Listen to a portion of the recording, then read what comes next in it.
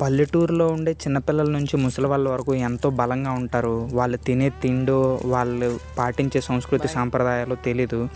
ఈ మామకి 65, 70 సంవత్సరాల వయసు ఉంటుంది. ఈ వయసులోని కూడా ఆ బలమైన కర్రలు మోసుకెళ్ళడం అనేది చాలా గ్రేట్. ఇవి మా సైడు దోసకాయలు అంటారండి. అదే పందిరి దోసకాయలు, ఎల్లో కుకుంబర్స్ అనమాట. ఇందులో వాటర్ శాతం ఎక్కువగా ఉంటుంది. మామూలుగా కీరా దోస మూలలోనే ఉంటుంది, కాకపోతే దీని మీద లైట్గా చిన్న చిన్న ముళ్ళులాగా ఉంటుంది. బేసిక్గా ఇందులో ప్రోటీన్ ఎక్కువగా ఉంటుంది, అలాగే ఫైబర్ శాతం కూడా చాలా ఎక్కువగా ఉంటుంది. లో క్యాలరీస్తో నిండి ఉంటుంది. వాటర్ లెవెల్ చాలా ఎక్కువగా ఉంటుంది. బాడీని కూల్ చేయడంలో దీన్ని మించింది ఇంకొకటి లేదు. ఇలాంటివన్నీ తినడం వల్ల కోసం ఈ పల్లెటూరులో ఎలా ఉన్నారు. నాకైతే ఈ 2 కాయలని కలిపి 30 రూపాయలకి ఇచ్చారండి. నీట్గా ముక్కలు కోసుకొని ఇందులో సాల్ట్ వేసుకొని తింటే చాలా బాగుంటుంది.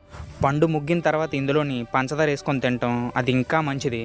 పల్లెటూరులోని ఇలా సహజసిద్ధంగా దొరికే ఆహారాలు తిని వీళ్ళు ఇంత బలంగా ఉన్నారని నేను అనుకుంటున్నాను. వీళ్ళుండే ఏరియాలోని మన భారతదేశంలోనే కనిపించే విషపూరితమైన 3 రకాల పాములు ఎక్కడైతే కనబడతాయి. వర్షం పడ్డ రోజు రాత్రి మాత్రం పక్కా కనిపిస్తాయి. షూలను కూడా దూరేస్తాయి. జై హింద్, జై భారత్.